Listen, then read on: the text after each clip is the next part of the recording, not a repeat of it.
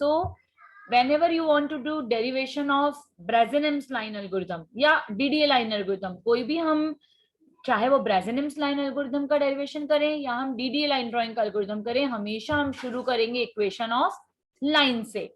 अब जब भी आप Brazenham's line drawing की बात करते हो तो यहाँ पर कल हमने देखा कि यदि x के y के यदि कोई ये एक पॉइंट है तो इसके करेस्पॉन्डिंग जो नेक्स्ट पॉइंट है उसमें x की वैल्यू तो हमेशा ही इंक्रीज होगी, दैट इज x के प्लस 1, और एक केस में जो y के है वो प्लस 1 हो जाएगी टॉप के केस में, इसलिए मैंने उसको ऊपर ही लिखा है कि आपको याद रहेगा टॉप के केस में, और बॉटम के केस में जो वैल्यू है इट विल रिमेन y के ओनली।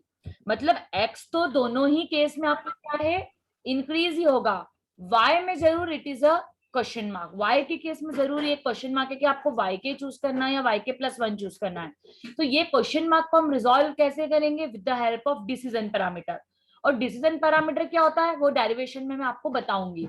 तो दो x जो है वो दोनों के केस में बढ़ रहा है, इसलिए I will rewrite this equation as like this, y is equals to m, इस x की जगह पे मैं लिख दूंगी x के प्लस 1 और मैंने लिख दिया प्लस b, कुछ भी चेंज नहीं किया है, बस x की जगह पे x के प्लस 1 लिख दिया क्योंकि x के plus 1 is always increasing in case of Brazenham's line.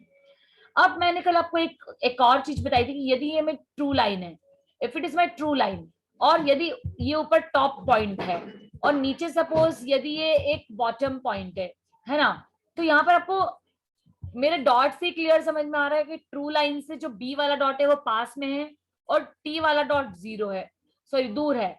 Suppose इसको मैंने डिस्टेंस दिया d2 और सपोज इसको मैंने डिस्टेंस दिया d1, ठीक है। तो यहाँ पर जो ट्रू लाइन पे जो है पॉइंट मेरा y है, इसके ऊपर जो मेरा पॉइंट है वो y के प्लस 1 है, और इसके नीचे जो पॉइंट है वो सपोज y के है, क्योंकि हमें इतनी बार हमने पढ़ लिया, हमने देख ही लिया कि पहले y के आता है और इसके ऊपर जो है y के प्लस 1 आता है और इसके ऊपर जो है वो y के प्लस 2 आता है, मतलब y की वैल्यू इंक्रीज होते जा रही है, राइट। और यहाँ पर क्या है हमारा, ये जो है वो y के प्लस 1 है और इसमें जो ट्रू लाइन है वो यहाँ से पास हो रही है, मतलब ये जो मिडिल वाला पॉइंट है, ये जो पॉइंट हमें एक्चुअल चाहिए, ये पॉइंट क्या है हमारा, ओनली y।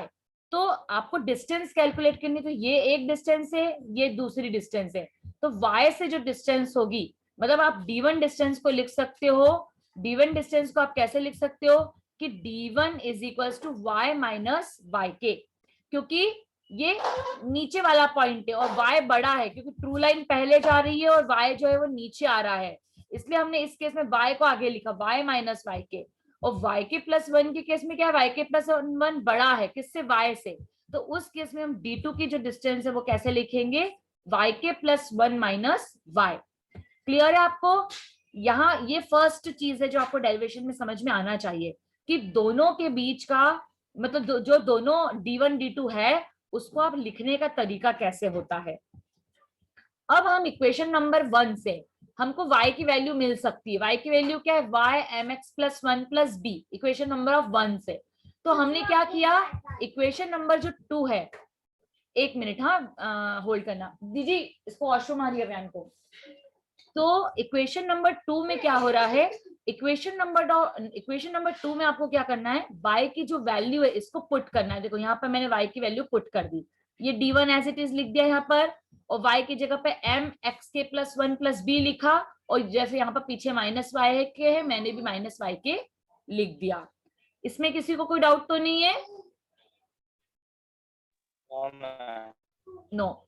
उसके बाद अब यहाँ पर देखिए ये जो d2 है, d2 की वैल्यू क्या है, y के प्लस 1 माइनस वाई, मतलब यहाँ पर y की वैल्यू पीछे रखना पड़ेगी, तो y के प्लस 1 तो एज इट इज लिख देंगे, माइनस 1 भी एज इट इज लिख देंगे, और यहाँ पर x की टर्म पॉजिटिव है तो वो यहाँ पर आके टर्म क्या हो जाएगी, नेगेटिव, और b भी क्या है, पॉजिटिव, तो यहाँ पर b भी क्या हो जाएगा, नेगेटिव। तो इसको आपने दे दिया इक्वेशन नंबर 3। अब आपको डेरिवेशन को आगे बढ़ाना है, डेरिवेशन को आगे बढ़ाने के लिए आपको कुछ नहीं करना है, आपको d1 में से d2 को माइनस करना है। What you will do, d1 minus d2, let's see कैसे करेंगे d1 माइनस d2।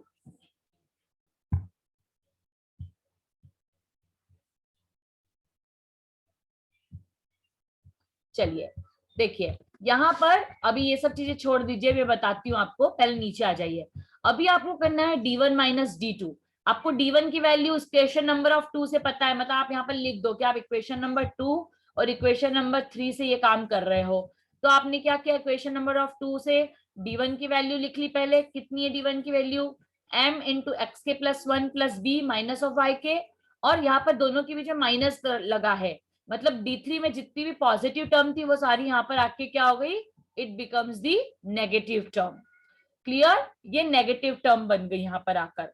अब इसमें एक चीज आपको करनी है, ये जो ध्यान रखने वाली बात है ये कि आपका एक्स के प्लस 1 ऐसा लिखा हुआ था पीछे, एक्स के प्लस 1, मतलब प्लस 1 भी कहाँ लिखा हुआ था आपका, सब स्क्रिप्ट में लिखा था। I can write it as like this, X K and plus and 1, क्योंकि आपको पता है कि एक्स के में जब 1 जोड़ते हैं तभी तो उसकी नेक्स्ट टर्म मिलती है एक्स के प्लस 1, क्योंकि एक्स के और एक्स के प्लस 1 में हमेशा यूनिट डिफरेंस रहता है। सिमिलर आप ऐसा भी लिख सकते हो कि जो y के प्लस 1 है it is equals to y K, और जब y के में 1 को ऐड कर देते हैं तो यूनिट डिस्टेंस ऐड करने से वो नेक्स्ट वैल्यू आ जाती है, दैट इज y के प्लस 1। इसीलिए देखो यहाँ पर अब सब स्क्रिप्ट नहीं है, यहाँ पर भी मैंने इसको साथ में सुपर स्क्रिप्ट में ही लिखा है। सुपर स्क्रिप्ट मतलब कि साथ ही में लिखा हुआ है, नॉट सुपर स्क्रिप्ट। और यहाँ पर y के प्लस 1 जो था उसको भी मैंने y के और ये माइनस 1 को कहाँ लिख दिया है, ऊपर सुपर मतलब मेन उसमें ही लिख दिया है, मतलब सब स्क्रिप्ट से उसको हटा दिया है। अब देखो यहाँ पर आपको d1 d2 की फाइनल वैल्यू निकालनी है, तो m x के प्लस 1 एक टर्म है और m x के प्लस 1 दूसरी टर्म है, मतलब ये वाली टर्म और ये वाली टर्म 2m इंटू एक्स के प्लस 1 बन गई। क्लियर, इसके एक भी यहाँ पर है दूसरा भी यहाँ पर है, मतलब 2b हो गया, तो ये 2b आपने यहाँ लिख दिया। ये माइनस ऑफ y के दो बार है, मतलब 2 माइनस ऑफ y के हो गया, तो आपने 2 माइनस ऑफ y के लिख दिया। अब बचा केवल -1, तो -1 को आपने यहाँ पर एज इट इज लिख दिया। मतलब d1 माइनस d2 जब आपने किया तो ये वाली इक्वेशन आपके पास आ गई। इसको आप दे सकते हो इक्वेशन नंबर 4। ठीक, ये आपकी इक्वेशन नंबर 4 हो गई। अब आपको डिसीजन पैरामीटर निकालना है। अब आपको डिसीजन पैरामीटर निकालना है तो डेरिवेशन को आगे बढ़ाने के लिए आप सबसे पहले क्या करेंगे, इक्वेशन नंबर 4 में multiply delta x both sides. आपको दोनों साइड डेल्टा एक्स से क्या करना है, मल्टीप्लाई। देखो यहाँ भी d1 माइनस d2 में भी डेल्टा एक्स से मल्टीप्लाई किया, और जो LHS था राइट हैंड साइड था उसमें भी डेल्टा एक्स से क्या कर दिया, मल्टीप्लाई कर दिया। और ये वाली जो पूरी टर्म है, ये वाली जो पूरी टर्म है, इसको मैंने बोला this is my decision parameter given by p k. ये मेरा डिसीजन पैरामीटर है जिसको मैं क्या नाम दे रही हूं, पीके। देखो यहाँ पर लिखा है we consider delta X into d1 minus d2 as a decision parameter and which is, ये डॉट हट गया, कुछ भी नहीं है, हाइफन हटा देना, which is denoted by P K. PK से इसको हम क्या करते हैं, डिनोट करते हैं। अब देखो राइट हैंड साइड जो है हमको इसको सॉल्व करनी पड़ेगी, क्योंकि ये तो डेल्टा एक्स को हमको यहाँ पर इसमें भी मल्टीप्लाई करना पड़ेगा, इसमें भी मल्टीप्लाई करना पड़ेगा और इसमें भी मल्टीप्लाई करना पड़ेगा, तीनों में मल्टीप्लाई करना पड़ेगा क्योंकि डेल्टा एक्स कॉमन है। ठीक है, अब मैंने क्या किया, ये इस m को, मुझे पता है m की वैल्यू क्या होती है, del y by del x, तो इस m की जगह पे मैं यहाँ पर लिख दूंगी डेल y और नीचे लिख दूंगी डेल x। तो ये वाले डेल x से मेरा ये वाला डेल x जो है वो कैंसिल हो जाएगा। ठीक है, लेकिन यहाँ पर अंदर तो वो मल्टीप्लाई हो चुका है, क्योंकि वो अंदर तो पहले मल्टीप्लाई होगा, ये तो जब इसके अंदर आएगा ब्रैकेट के तब वो कैंसिल होगा।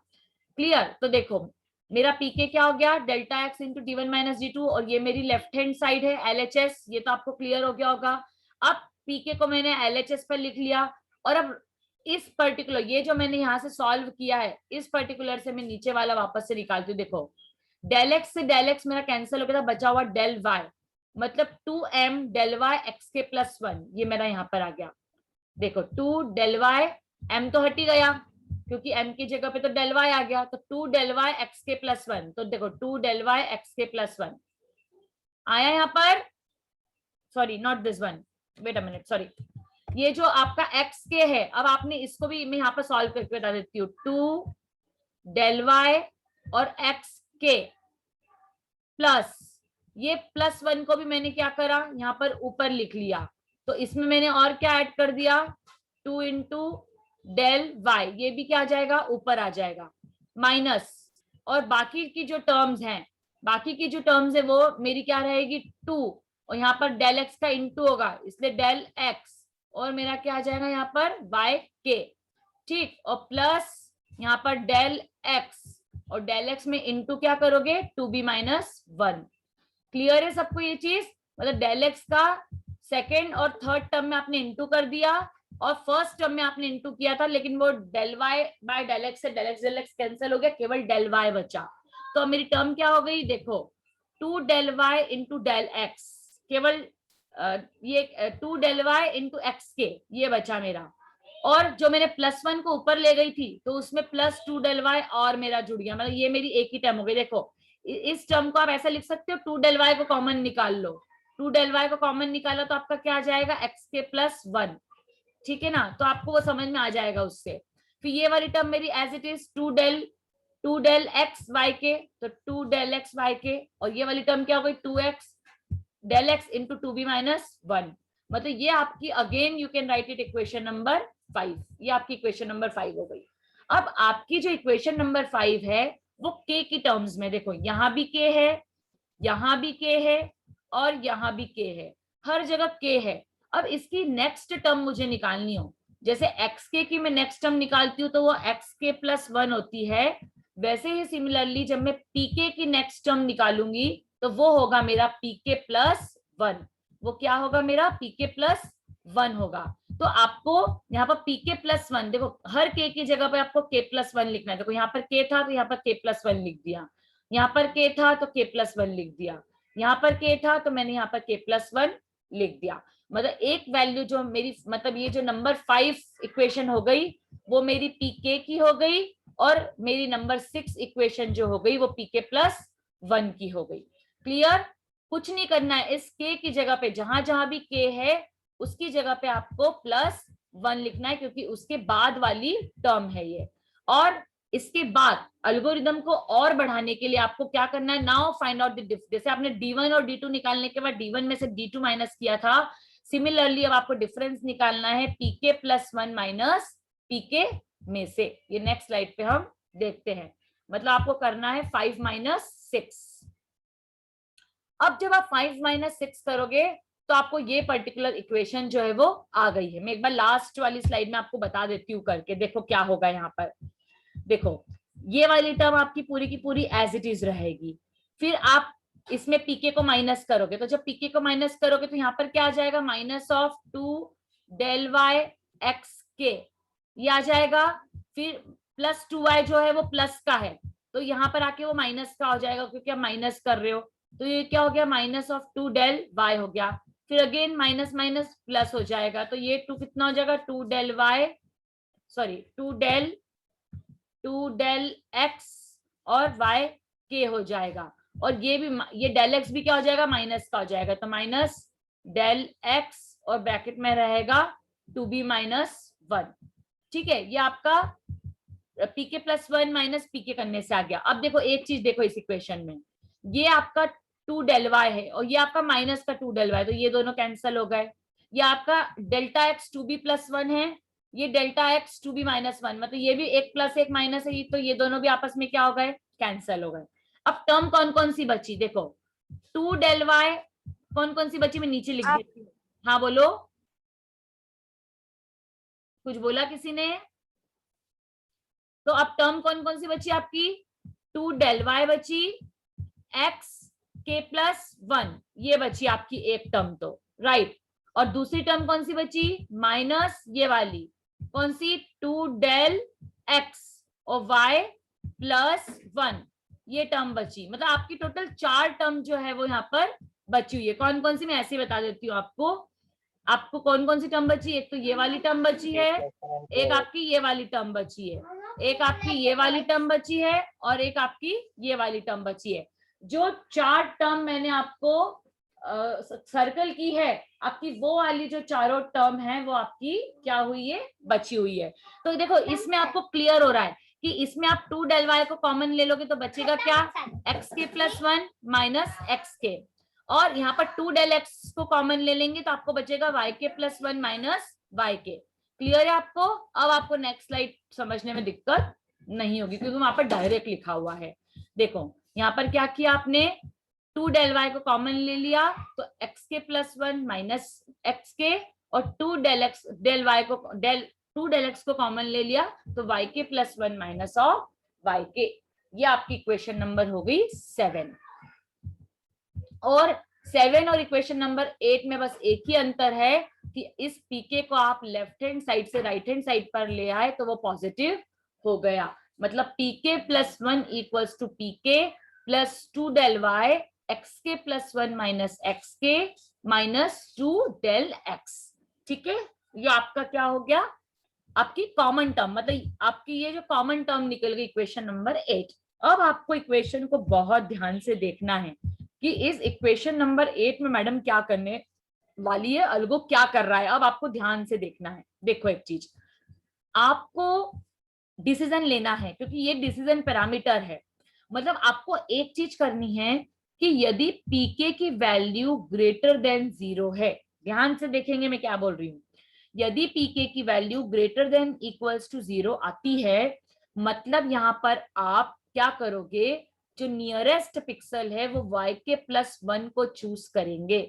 मतलब टॉप का जो पिक्सल है उसको आप चूज करोगे। देखो x तो दोनों केस में बढ़ रहा है, लेकिन आप इस केस में क्या करोगे, y के प्लस 1 को चूज करोगे। मतलब डिसीजन पैरामीटर ने आपकी ऐसी मदद कर दी कि यदि पीके की वैल्यू, यदि आपकी जो इसकी पीके की वैल्यू है ना, यदि पीके की वैल्यू आपकी क्या आ रही है, ग्रेटर देन या इक्वल्स टू 0 आ रही है, तो उस केस में आपको y को प्लस 1 कंसिडर करके चलना है। और सिमिलर मैनर में यदि आपकी जो पीके की वैल्यू है यदि वो लेस देन 0 है, ना ही इक्वल टू है ना ही ग्रेटर है, तो उस केस में आपको yk को चूज करना है। उस केस में आपको yk को 1 से इंक्रीज नहीं करना है। इस तरह से आपको डिसीजन जो है वो लेना है। क्लियर है? आपको समझ में आ रही है मेरी बात? तो ऐसा आपका जो डेरिवेशन है वो होता है ब्रेज़ेनियम्स लाइन ड्राइंग का। मैंने आपको बहुत अच्छे से बता दिया, रिपीट भी कर दिया, ठीक है ना? हमें डिसीजन एक बार फिर से बता दीजिए। हाँ, एक बार मैं पूरा अलगो ही फिर से बता रही हूँ, ठीक है। सबसे पहले एक्स के प्लस 1 दोनों के केस में बढ़ता है, इसलिए हमने कॉमन टर्म एम एक्स के प्लस 1 प्लस बी लिख दिया। D1 और D2 कैसे निकाला, डिस्टेंस से ट्रू लाइन के साथ, ये भी मैंने आपको बता दिया। D1 और D2 में y की वैल्यू जो है इक्वेशन नंबर 1 से पुट कर लेंगे। फिर हमारे पास D1 की वैल्यू आ गई, D2 की वैल्यू आ गई। D1 D2 की वैल्यू आने से हमने क्या किया, D1 माइनस D2 कर दिया। और D1 माइनस D2 में जो भी सॉल्व हुआ सब कुछ सॉल्व करके हमने एक ये वाली इक्वेशन जो है वो निकाल ली कि D1 माइनस D2 कितना आया, 2m x के plus 1 minus 2yk plus 2b minus 1। ठीक है ना? अब देखो यहां भी मैंने क्लियरली लिखा है कि यदि D1 is less than D2, है ना, मतलब आपका यदि डिस्टेंस जो है यदि वो D1 की कम है तो ऑब्वियसली आप D1 को चूज करोगे। तो उस केस में आप किसको चूज करोगे, लोअर पिक्सल को, क्योंकि D1 जो है वो लोअर डिस्टेंस है, तो उस केस में आपका YK चूज होगा। और इसका जस्ट अपोजिट, यदि D1 बड़ा है, यदि आपका D1 बड़ा है तो इसको ऐसा छोड़ दो, इसको तो अपन एल्स पार्ट मान लो कि यदि D2 बड़ा, D2 छोटा है ना, यदि D1 बड़ा है, मतलब ये भी सही है, यदि D1 बड़ा है इसका मतलब D2 क्या है, छोटा है। तो यदि D2 छोटा है तो उस केस में आप yk प्लस 1 को चूज करोगे, मतलब आप अपर वैल्यू को क्या करोगे, चूज करोगे। इसलिए मैंने आपको उस टाइम नहीं बताई थी ये चीज, क्योंकि आपको शायद उस टाइम ये चीज समझ में नहीं आती मेरी बताई हुई। तो D1 माइनस D2 निकाल लिया। अब नेक्स्ट स्टेप में क्या करेंगे, हम दोनों जगह पे डेल्टा एक्स से क्या कर देंगे, मल्टीप्लाई कर देंगे, multiply by delta x both sides. ठीक है, अब जब मल्टीप्लाई किया हमने डेल्टा एक्स बोथ साइड से तो हमारी इक्वेशन आई। और इसका जो लेफ्ट हैंड साइड है इसको हमने क्या मान लिया, इसको हमने मान लिया p k, that is our decision parameter. ये पीके हमारा डिसीजन पैरामीटर है। और फिर बता रही हूँ, पीके जो हमारा डिसीजन पैरामीटर है उसके दो केसेस हो सकते हैं। पीके जो हमारा डिसीजन पैरामीटर है उसके दो केस हो सकते हैं। एक तो पीके की वैल्यू लेस देन 0 हो सकती है, या तो पीके की वैल्यू जो है वो ग्रेटर देन या इक्वल्स टू 0 हो सकती है। यदि पीके की वैल्यू लेस देन 0 है तो आप वाई के को चूज करोगे, और यदि पीके की वैल्यू ग्रेटर देन या इक्वल्स टू 0 है तो आप उस केस में, दीजिए मेरे को पानी दे दो, उसको वाई के प्लस 1 चूज करेंगे। आया बात समझ में आपको? यही हमारा डिसीजन होगा कि जो हमें सबसे पहले क्वेश्चन आ रहा था कि आपको yk लेना है या yk प्लस 1 लेना है, तो यदि pk की वैल्यू लेस आती है तो yk लेना है और pk की वैल्यू ग्रेटर आती है तो yk प्लस 1 लेना है। इस तरह से हम हमारा डिसीजन पैरामीटर जो है वो निकाल सकते हैं। और ये जो लेफ्ट हैंड साइड है, ये लेफ्ट हैंड साइड हमारी क्या है, this is our decision parameter. अभी किसी को डाउट है?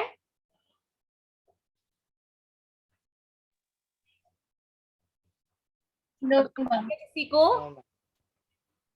नहीं?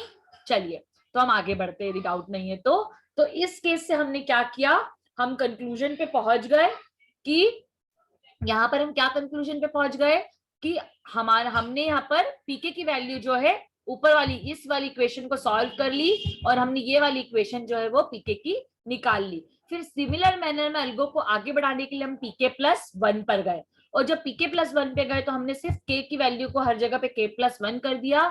फिर अल्गो को अगेन आगे बढ़ाने के लिए हमने क्या किया, पीके प्लस 1 माइनस पीके कर दिया। ठीक, और जब हमने pk प्लस 1 माइनस pk किया तो मैंने आपको बता दिया कि ये इक्वेशन भी आपकी कैसे आई है। तो इस तरह से हमारा जो है अल्गो डिजाइन हो गया। ठीक है, फिर एक बार बता रही हूँ, जब pk greater than equal to 0 रहेगा तो x की वैल्यू तो बढ़ेगी और जो नियरेस्ट पिक्सल होगा वो टॉप वाला होगा और टॉप वाला जो पिक्सल होगा तो हम yk प्लस 1 चूज करेंगे। और इसका जस्ट अपोजिट केस, यदि pk की वैल्यू लेस देन 0 है तो xk प्लस 1 तो बढ़ेगा ही बढ़ेगा, लेकिन yk की वैल्यू हम yk चूज करेंगे, हम yk प्लस 1 चूज नहीं करेंगे। अब जैसे आज सुबह क्लास में हमने डीडीए का पूरा अल्गो देखा था और उसके बेस पे न्यूमेरिकल किए थे, वैसे ही अब हम ब्रेजेनेम्स का अल्गो देख रहे हैं कि ब्रेजेनेम्स का न्यूमेरिकल करने के लिए आता है तो हम कैसे करेंगे। सब बहुत ध्यान से देखेंगे और कॉपी पेन नहीं है तो अभी फटाफट वो भी अरेंज कर लें, क्योंकि न्यूमेरिकल करने में फिर मैं आपकी वीडियो ऑन करवाऊंगी। ठीक है, चलिए अब यहाँ पर क्या हो रहा है, डेल्टा पहले तो x1 y1 x2 y2, ये हम क्या करेंगे, वेट अ मिनट, हाँ स्क्रीन विजिबल है आपको?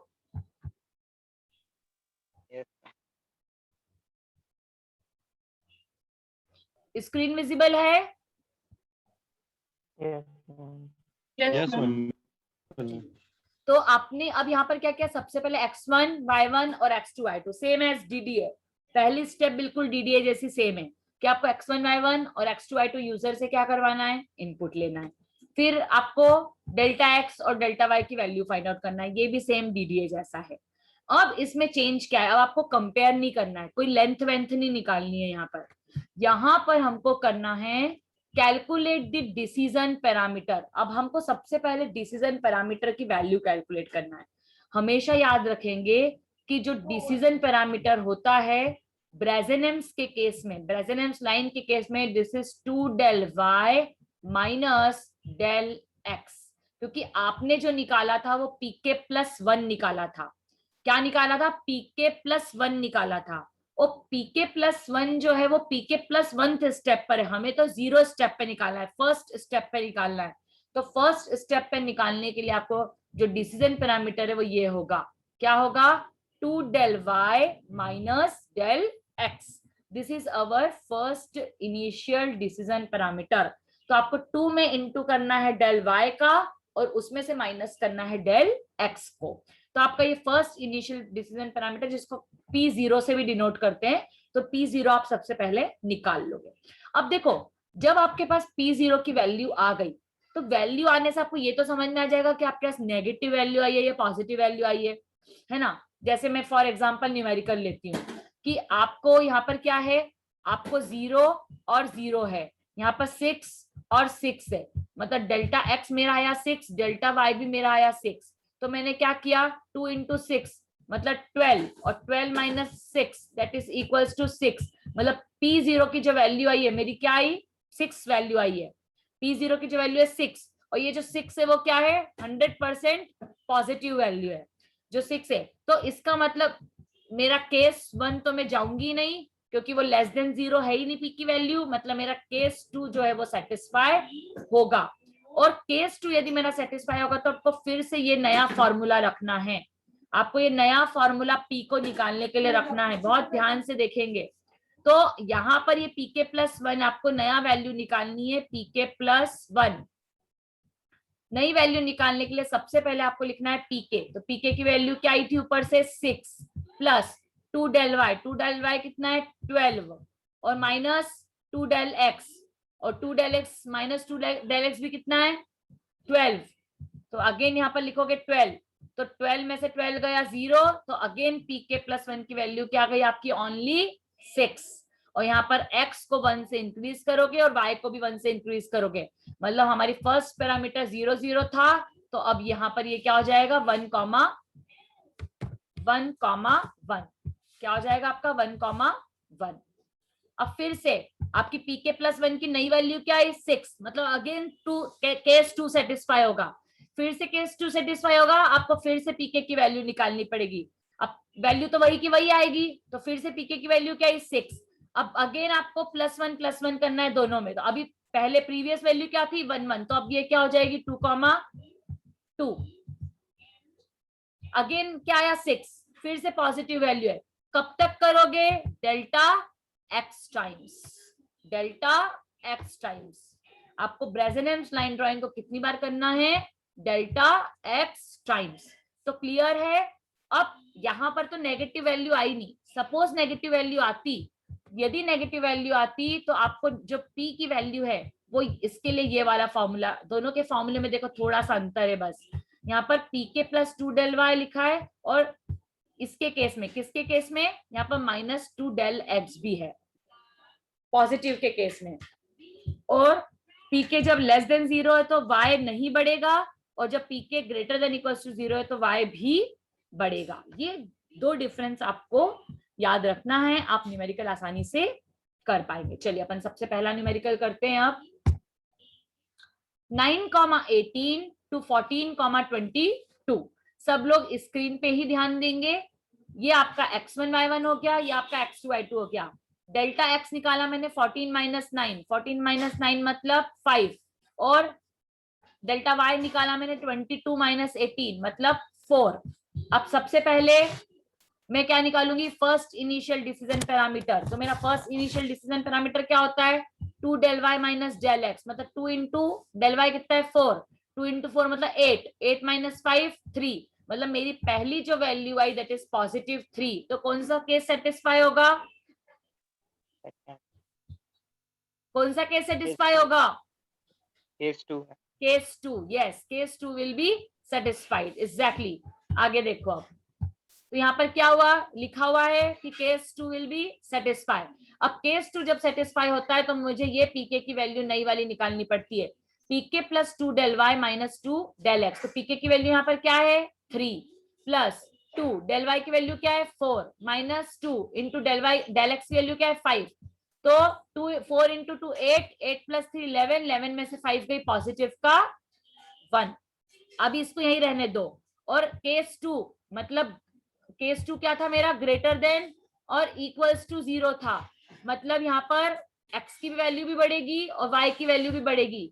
मेरा पहला वाला पॉइंट क्या था 9,18, तो 9 जो है वो बन जाएगा 10 और जो 18 बन जाएगा दैट इज बिकम 19। तो मेरा जो पॉइंट आ गया दैट इज 10,19। अब मुझे फिर से इसको करना है कितनी बार delta x time, delta x की वैल्यू कितनी 5, मतलब 5 बार करना है। ये मैंने एक बार कर लिया, ये मैं अब दूसरी बार करूंगी यहाँ पर। तो यहाँ पर मेरी p की वैल्यू क्या आई है 1, मतलब पॉजिटिव है, तो वापस से pk plus 2 del y minus del x same formula आएगा। अब यहाँ पर pk की वैल्यू क्या है 1, 1 प्लस 2 इंटू 4 माइनस 2, देखो पीछे वाला तो हमेशा सेम रहेगा। तो कितना हो गया 4 इंटू 2 8, 8 प्लस 1 9, 9 में से 10 गया माइनस का 1। अब p की वैल्यू क्या आ गई माइनस में आ गई है, और यहाँ पर x और y दोनों बढ़ेगा, तो 10 क्या हो जाएगा 11 और 19 क्या हो जाएगा 20। क्लियर। और अब p की वैल्यू क्या है -1, -1 यदि p की वैल्यू तो केस 1 सेटिस्फाई होगा। यहाँ पर देखो यहाँ पर क्या हुआ pk इज लेस देन 0, मतलब यहाँ पर जो सेटिस्फाई होगा that is here will be case 1। तो केस 1 में जो pk की वैल्यू आती है वो आती है pk plus 2 del y। pk की वैल्यू क्या है -1 और 2 del y तो सेम ही रहेगा 2 इंटू 4, तो 8 minus 1 that is equals to 7। और लेस देन के केस में x तो मेरा बढ़ेगा लेकिन y will not increase, y as it is रहेगा। इससे क्या हो गया 12,20। पुराना वाला पॉइंट क्या था 11,20 था, तो यहाँ पर 11 को तो मैंने 12 में बढ़ा दिया लेकिन 20 will remain as it is, क्योंकि लेस देन के केस में y की वैल्यू नहीं बढ़ती है। अब वापस से क्या आ गई मेरी पॉजिटिव वैल्यू, पॉजिटिव वैल्यू आ गई, मतलब वापस से केस 2 सेटिस्फाई हो गया।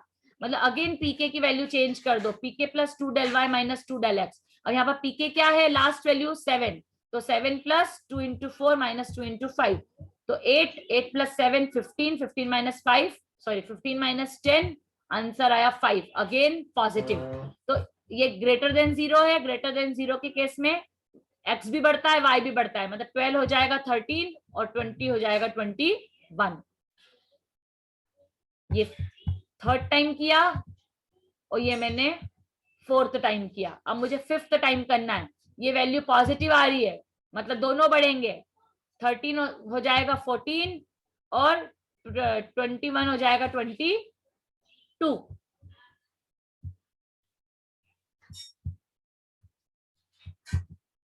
देखो पीके ग्रेटर देन इक्वल टू 0 हो गया, तो हमने यहाँ पर पीके में 5 की वैल्यू रख दी, 2 इंटू 4 माइनस 2 इंटू 5, आंसर आ गया 3, और 13 में 1 इंक्रीज होके 14 और 21 में 1 इंक्रीज होके 20, 14,22। देखो 9,18 से 14,22 यही करना था आपको। और पहली बार, दूसरी बार, तीसरी बार, चौथी बार और फिफ्थ टाइम में आपका डेल्टा एक्स की वैल्यू 5 थी, फिफ्थ टाइम में आपका आंसर करेक्ट आ गया। मतलब देखो ये न्यूमेरिकल इजी तो है ही है, साथ में आपके आंसर को भी वही की वही क्रॉस चेक कर देंगे कि वेदर आपने करेक्ट किया है या रॉन्ग किया है, वही की वही आपको चीजें समझ में आ जाएगी। आपका फिफ्थ पोजीशन पे यदि 14,22 आ गया है मतलब आपका आंसर एब्सोल्युटली करेक्ट है। आई होप इस न्यूमेरिकल में किसी को कोई डाउट नहीं है। इस तरह से आपको टेबल बनाना है, आपको पीके की जितनी वैल्यू आई है वो लिखनी है और एक्स के और वाई के की वैल्यूज लिखनी है, और इस तरह से आपको ग्राफ को प्लॉट भी करना है। पहला पॉइंट था 9,18, आखिरी पॉइंट था 14,22, बीच के जितने भी पॉइंट हैं उनको सारों को प्लॉट करके आपको वहां पर लाइन बनानी है। That's solve for Brazenham's line drawing algorithm m<1, जो आपको नेक्स्ट लैब में हम इंप्लीमेंट करेंगे। फटाफट 4 मिनट 3-4 मिनट बचे हैं, क्वेश्चन लिखो 1,1 to 5,3। तब तक मैं अटेंडेंस लेती हूँ, फिर ये वाले क्वेश्चन को भी सॉल्व करके दिखा दूंगी। dx और dy निकाल के रखो 1,1 से 5,3।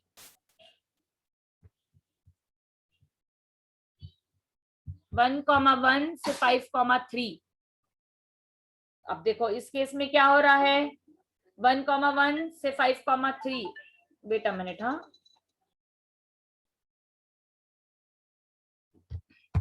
देखो यहाँ पर क्या किया, dx dy निकाल लो, 5 में से 1 गया 4 और 3 में से 1 गया 2, फिर 2 del y minus del x, मतलब 2 इंटू 2 4, 4 माइनस 4 0, मतलब पीके की वैल्यू क्या आ गई इक्वल्स टू 0। कौन सा केस सेटिस्फाई होगा, सेकंड केस, हाँ सेकंड केस में सेकेंड केस, क्योंकि उसमें इक्वल्स टू 0 आ रहा है, तो सेकेंड केस जो है वो सेटिस्फाई होगा। चलिए नेक्स्ट स्लाइड देखते हैं।